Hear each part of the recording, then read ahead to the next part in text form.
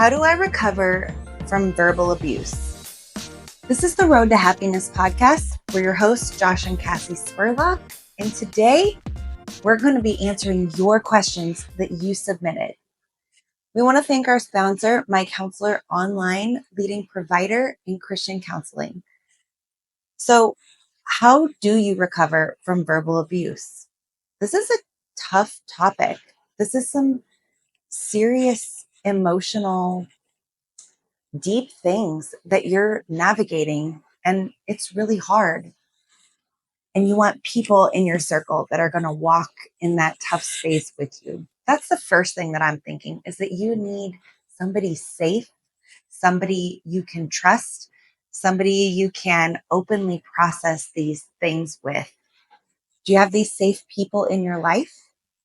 How do you get these safe people in your life if you don't have them? And are you allowing yourself to be vulnerable with these people, to openly share? Because we know that that's how we navigate tough things. That's a huge piece of it, having these relationships in our life that we can go to that help us bear these burdens. Yeah. So it's a broad question, but no matter how you answer it, what Cassie's saying is huge, right? That we get wounded in relationship and we heal in relationship. And so God did not design us to navigate life or have abundant life in isolation.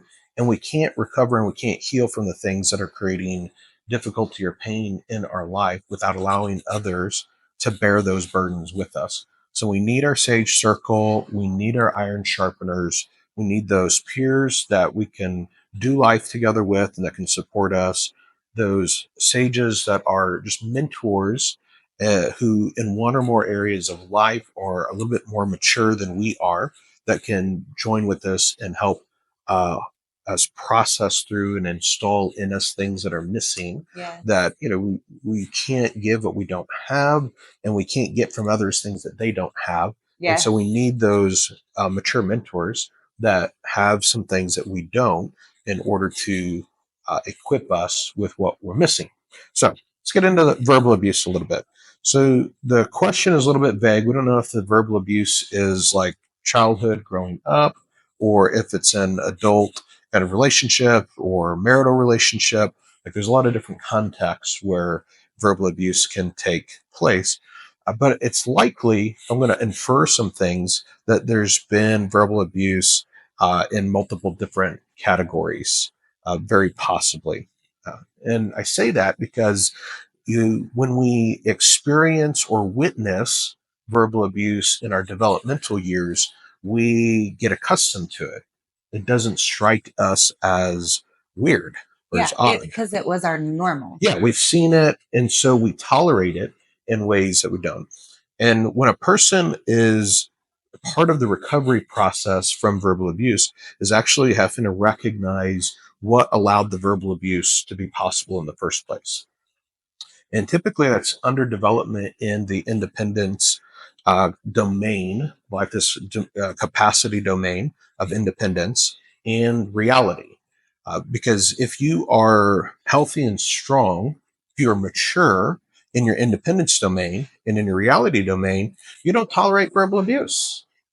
Like, you're not going to tolerate verbal abuse from me. If I start showing up in a verbally abusive way, you're going to go, no, that's not okay.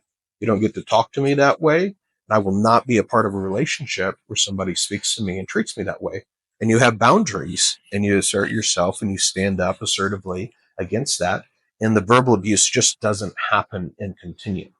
And so if you are in a context where you are receiving and continue to allow a verbal abuse to take place, then it's a great indicator that you're underdeveloped and you have wounds and gaps in your independence and reality domains. And Which isn't your fault. hmm, Like, I think it's just really important. Like, the way you're stating it is like so matter of fact. And I just want to make sure to bring like the nurturance piece of like, that really sucks. And it sucked that you didn't have the life experience that installed the independence domain and the reality domain that you don't have to tolerate that, and that that's not normal, and that that's not okay when you were younger. So just want to hold that piece with you because it's really important. And I want you to hear you did nothing wrong to have the immaturities that you have in that area, and that you can get them. You can get the maturities. You can get, because God wants a more abundant, more beautiful, more free and whole life for you.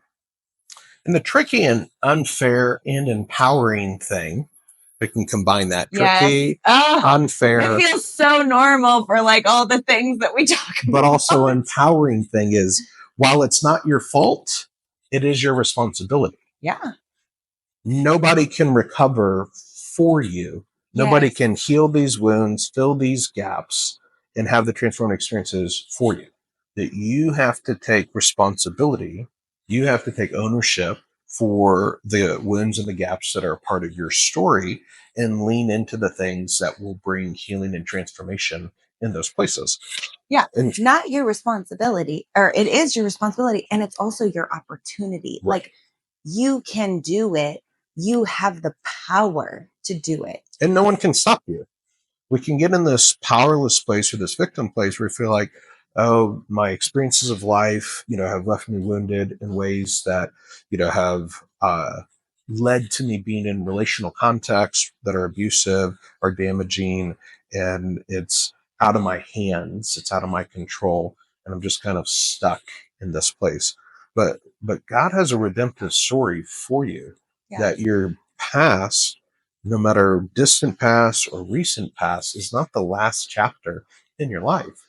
That Jesus wants to have the last word, and he wants to bring healing and transformation to these domains in your life to equip you with the maturity to be able to navigate your future different than your past has been, in a way that has abundant life, that has true happiness as a part of it, that peace and joy and satisfaction in life with hope for the future.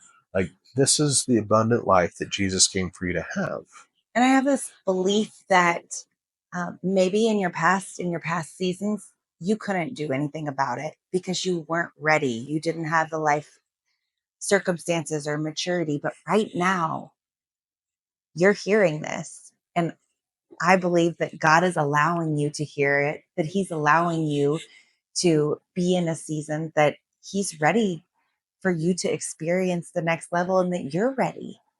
And that's why these things are presenting to you right now. And so compassionate curiosity is the starting place. How do I heal from this? We begin with compassionate curiosity. And so it says, what is it? Why is it that I have allowed or tolerated verbal abuse to be a part of my life? As a child, you didn't have the chance for it. Like, we don't get to pick what a family we're born into. And when there's verbal abuse as part of it, it has an impact on us.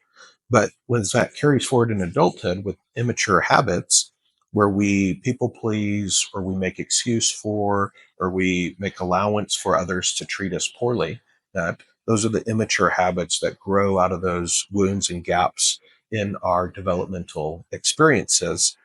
With when we engage those immature habits, why do I do that? How do I recover from doing that? We engage it not with shame, not with I'm so broken. Why is this?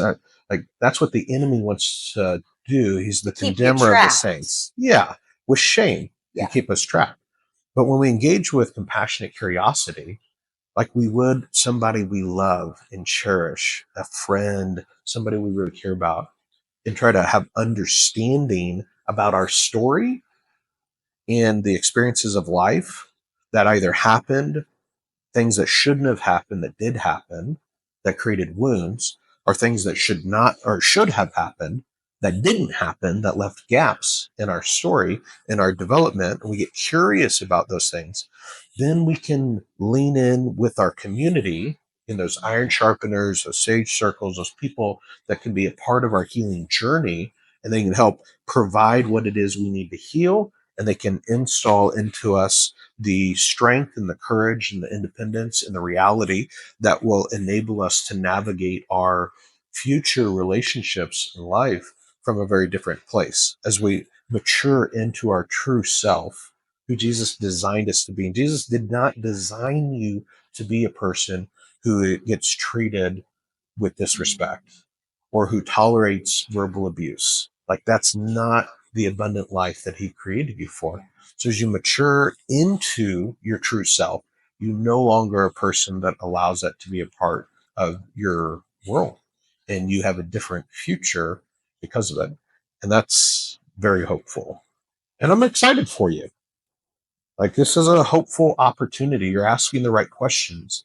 You're showing the thrive drive at work in you. Yes. And you're being so brave because these are hard things. It's hard to experience the verbal abuse, and it's hard to get curious about the pieces that led to that space. But you're going to do it. Yeah. Thanks for sending in the question. And, you are definitely not the only person who's navigating this. Every time we get questions that come in, it's so fun because there's thousands and thousands that have experienced very similar things. And your brave question helps them as well as yourself. So, yeah, thanks for being a part of the community. Thanks for putting your questions. Thanks for learning together with us. And thanks for watching, listening to this episode of the Road to Happiness podcast. We're excited to hang out with you, and we're cheering you on as you mature into true happiness.